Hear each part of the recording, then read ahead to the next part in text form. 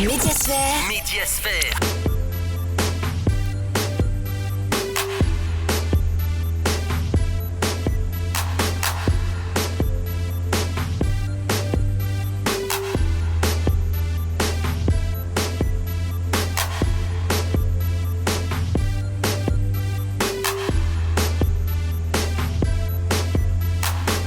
« 2020-2021 ». Nous étions là pour le dernier numéro il y a quelques jours.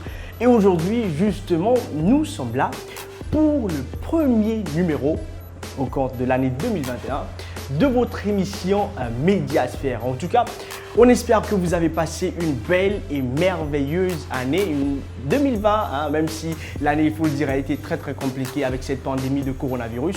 Mais justement, vous avez eu la grâce de passer de 2020 à 2021. Alors, toute l'équipe de Médiasphère, par ma voix, vous dit donc bonne et heureuse année 2021. Que vous prospérez à tous égards.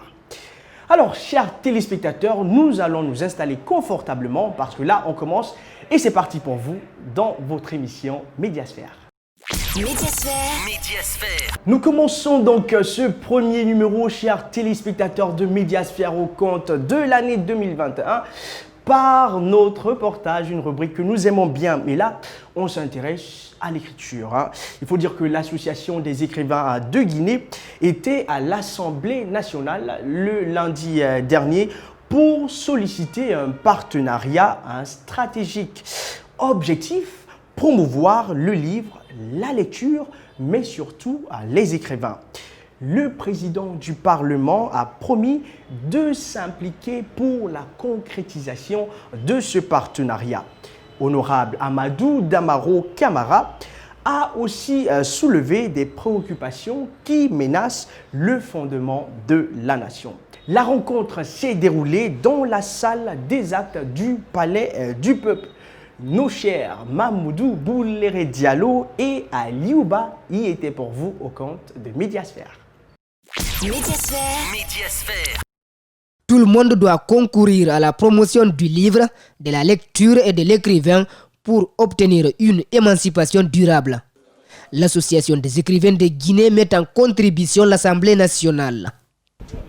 On examine avec l'Assemblée les possibilités de sa participation à la promotion de la triade écrivain, livre et lecture dans notre pays.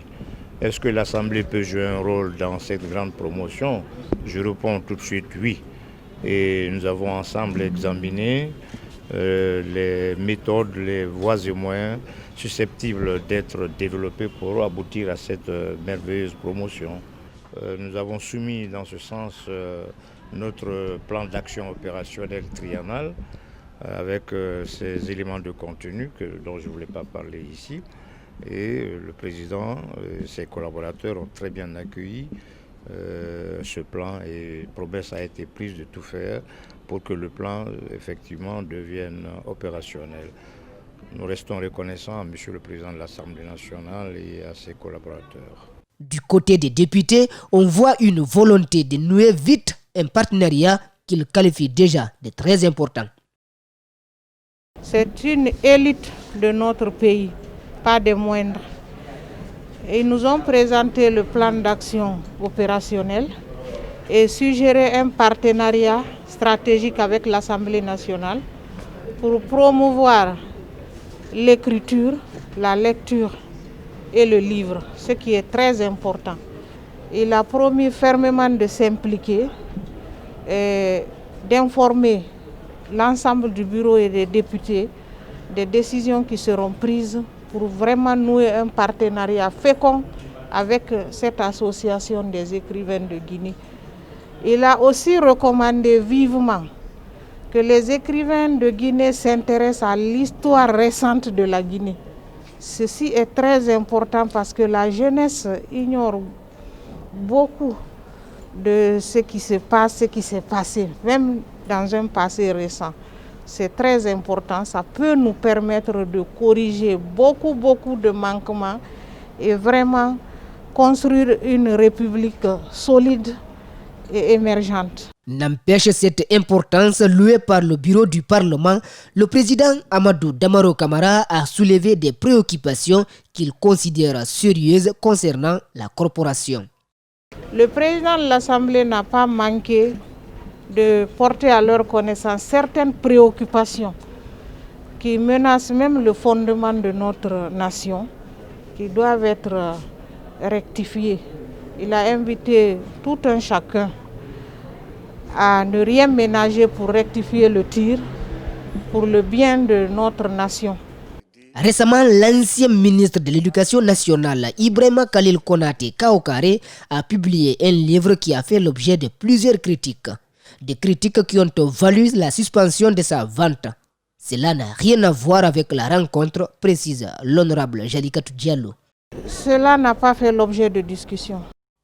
En 2017, la Guinée a accueilli le plus grand événement culturel mondial, Conakry, capitale mondiale du livre. Depuis cette date, les promoteurs du livre ambitionnent de rendre la Guinée capitale africaine du livre.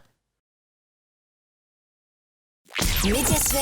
Médiasphère. Vous l'avez donc vu, on parle d'écriture, d'écrivain, c'est important. L'écriture, c'est la mémoire, ça permet de faire perdurer l'histoire et ceux qui n'étaient pas là puissent connaître l'histoire qui s'est bien sûr passée avant eux. En tout cas, c'est une très belle initiative et on espère qu'elle aboutira. Et puis nous passons à cette autre rubrique, chers téléspectateurs, la semaine médiatique. Bon, que nous dit Malik, hein? Il dit « La nouvelle année ne change pas les vieilles habitudes du Guinéen ». Alors que le président de la République veut autrement gouverner, des manifestations éclatent encore dans des quartiers de Conakry pour le manque d'électricité. Ah Malik, il ne cessera pas de nous étonner. Des troubles sociaux, Macenta a connu et l'Assemblée nationale a pris des dispositions. Et oui, Malik, son Yana Camara, nous envoie dans cette semaine médiatique. Allez, on le suit quand même. Médiasphère. Médiasphère. Bonne et heureuse année 2021. Que les souffrances de 2020 soient un lointain souvenir. Sauf que ceux ou celles qui ont été plaqués le 31 décembre, ils ne pourront pas oublier leur malheur. Désolé, la trahison fait très mal, très mal. Il fallait être dans la circulation pour voir les amoureux accueillir la nouvelle année avec joie et largesse. Bravo à la police qui a assuré la sécurité de la population comme elle le fait toujours. Pendant que les citoyens s'apprêtent à rallier les différents points de divertissement pour accueillir le nouvel an, ici au ministère de la Sécurité, l'heure est au dernier réglage. Un seul mot d'ordre, veillez à la sécurité des citoyens. À Conakry, nous avons 12 zones qui sont sous le contrôle des commissaires centraux et les unités opérationnelles sont reparties dans ces différentes zones. Nous avons dupliqué au niveau des directions régionales de police les mêmes dispositifs et qui est déconcentré jusqu'au niveau des sous-préfectures. Quelques minutes après, le ministre de la Sécurité et de la Protection civile, accompagné de ses hommes, sortent en patrouille nocturne.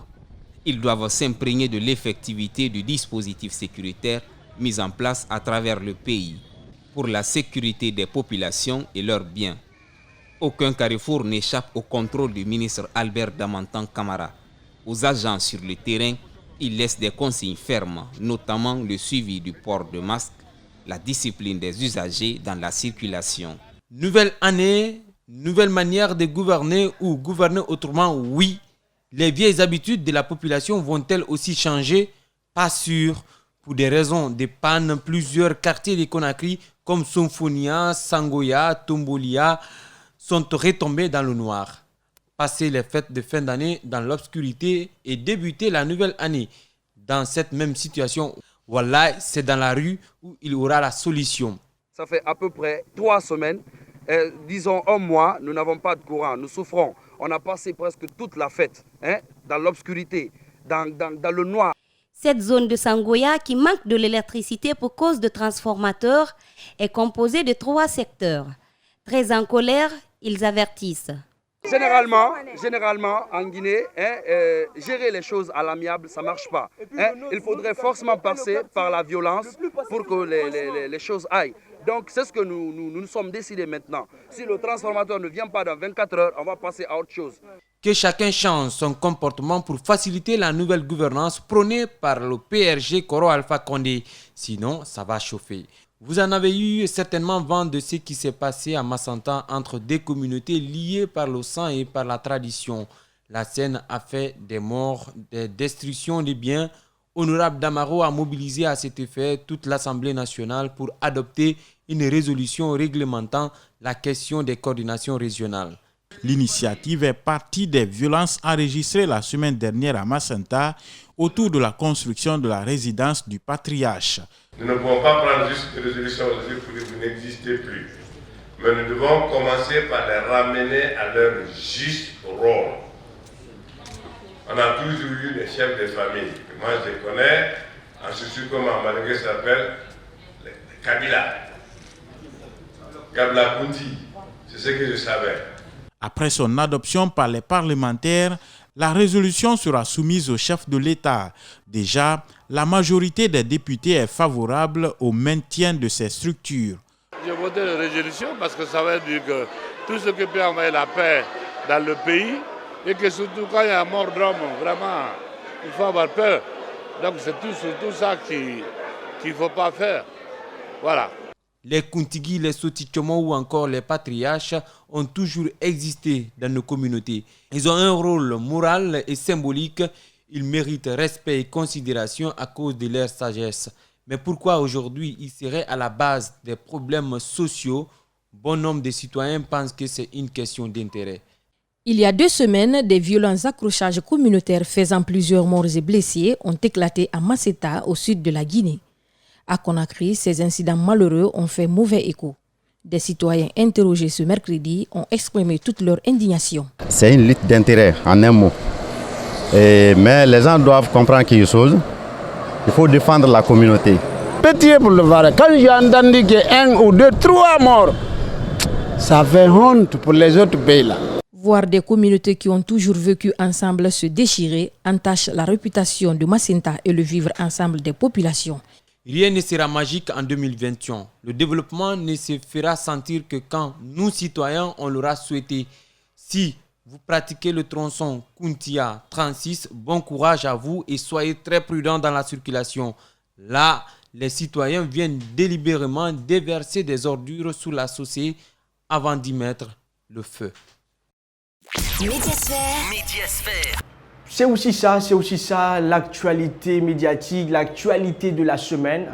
On vous met au bain de toute l'actu chaude et diversifiée et une actualité riche et variée.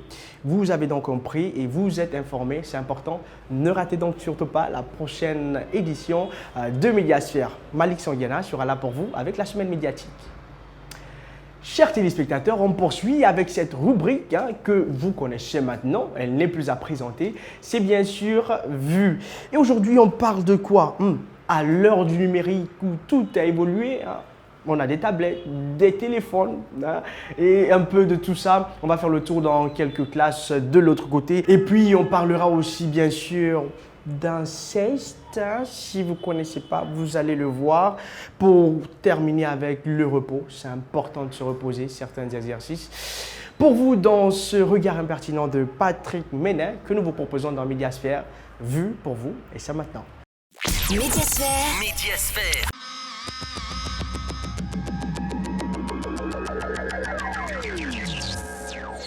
Qui a un téléphone dans la classe? Levez la main. Parfait. Qui a la télévision dans la chambre? Qui a une tablette? Dans cette classe de CM2, rares sont les enfants à ne pas avoir chez eux plusieurs écrans et même dans leur propre chambre. Coup de tonnerre dans la famille Kouchner-Duhamel. Le politologue Olivier Duhamel est accusé d'inceste sur un de ses beaux-fils. Un livre de sa belle-fille Camille Kouchner dénonce des agressions sur son frère jumeau. Le politologue très médiatique n'a pas réagi sur le fond de l'affaire, mais a démissionné de l'ensemble de ses fonctions. C'est la loi du silence, au fond. C'est que ça s'est passé dans une famille qui, pendant 30 ans, le savait, mais n'a rien dit. Et c'est quelque chose que l'on retrouve souvent, cette loi du silence, dans des affaires comme celle-là. Aucune tension, aucune mauvaise pensée.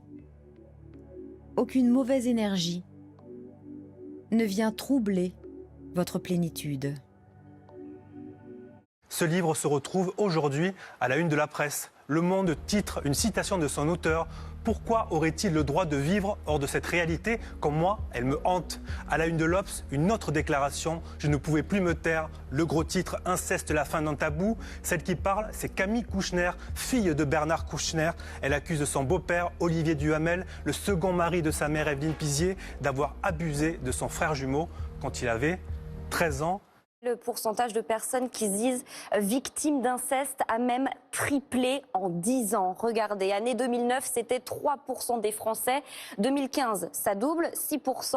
Et année 2020, l'affaire MeToo est passée par là. On atteint le seuil des 10% de victimes en France, soit une personne sur 10. Camille Kouchner s'adresse à Olivier Duhamel, l'agresseur présumé de son frère. Je vais t'expliquer à toi qui professe sur les ondes, toi qui fais don de tes analyses aux étudiants et pavane sur les plateaux télé. Je vais t'expliquer que tu aurais pu au moins t'excuser. Je vais t'expliquer à toi qui dis que nous sommes tes enfants. Quand un adolescent dit oui à celui qui l'élève, c'est de l'inceste. Il dit oui au moment de son désir naissant. Il dit oui parce qu'il a confiance en toi et en ton apprentissage à la con. Et la violence, ça consiste à décider d'en profiter. Tu comprends? Aujourd'hui, les Kouchner font bloc derrière Camille. J'admire le courage de ma fille Camille. Un lourd secret qui pesait sur nous depuis trop longtemps a été heureusement levé. En France, en moyenne, un enfant âgé de 8 à 12 ans passe 4h45 devant un écran par jour, soit 1700 heures par an, alors qu'il n'en passe que la moitié à l'école. Ces chiffres ont doublé en 10 ans. L'accélération de la campagne de vaccination soumise à une forte pression, le gouvernement a annoncé que 320 000 pompiers et aides à domicile de plus de 50 ans vont pouvoir se faire vacciner dès aujourd'hui. Pour les personnes de plus de 75 ans, il faudra attendre la fin du mois. L'Allemagne étend le confinement partiel qui était déjà en vigueur dans le pays. Les restrictions sont prolongées et renforcées jusqu'au 31 janvier. Près de 1000 personnes sont mortes en Allemagne ces dernières 24 heures. D'autres pays d'Europe reconfinent strictement, comme l'Autriche, l'Allemagne, la République tchèque, la Grèce et les Pays-Bas. D'autres ont opté pour le reconfinement partiel, comme la Belgique, le Danemark, l'Italie, l'Espagne ou encore le Portugal.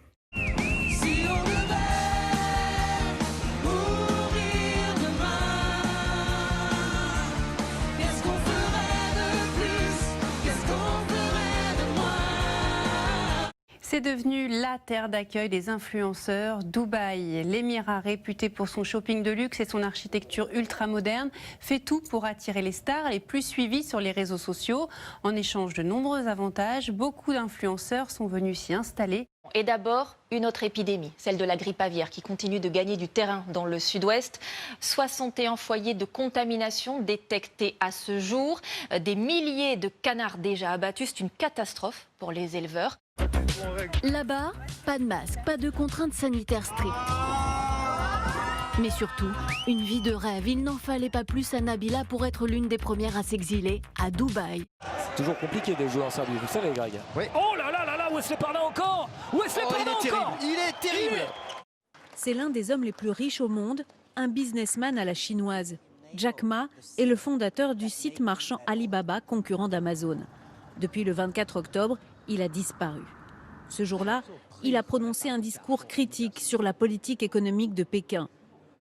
Lorsque je me regarde dans un miroir, l'impression que j'ai, c'est un peu l'impression d'un puzzle. C'est un peu ça, tu sais, le malaise. C'est la question d'arriver devant un miroir et de se demander si c'est un peu soi-même que l'on voit dans le miroir. Lorsque je dis traverser le miroir, je parle en fait du regard qu'on porte sur la différence. C'est-à-dire qu'avant de subir tout ça, j'avais ce regard un peu dédaigneux des personnes différentes, des personnes abîmées, et du handicap en général, un regard un peu condescendant. Je dis, ah, c'est terrible, c'est difficile à supporter, et de regarder ailleurs et de penser rapidement à autre chose.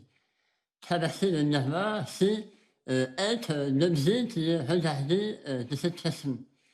Et donc,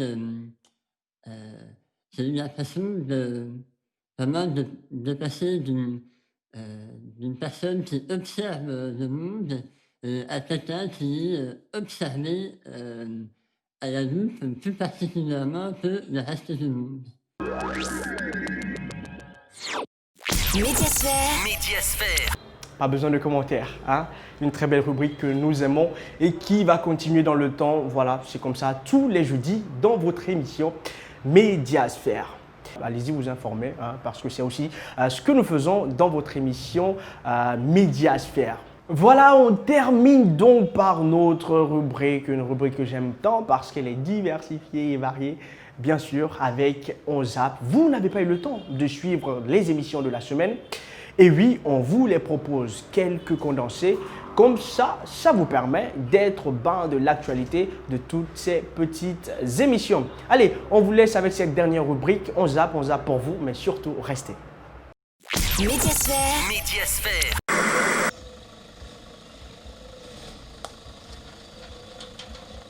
Après 2 jours de tournage, nous décidons de sortir du village pour montrer la route chaotique que nous n'avions pas pu filmer la nuit à l'aller.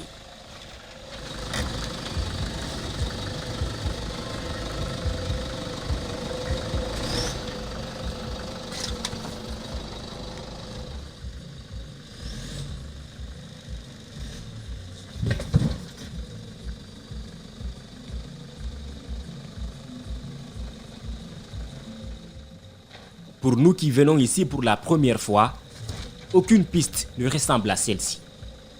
La filmée était plus que primordiale pour montrer la difficulté des habitants et des conducteurs.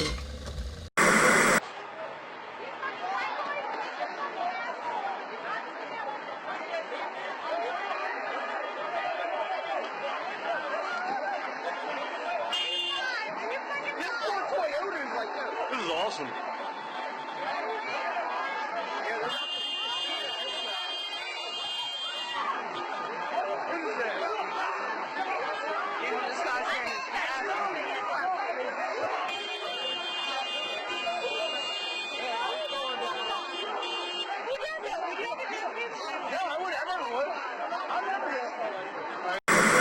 Il y a vraiment du talent. Et j'ai aussi appris que tu as fait le tour du monde, tu es allé aux États-Unis. Yes. I'm calling you then again. Tu es pressé dès que j'ai dit les États-Unis.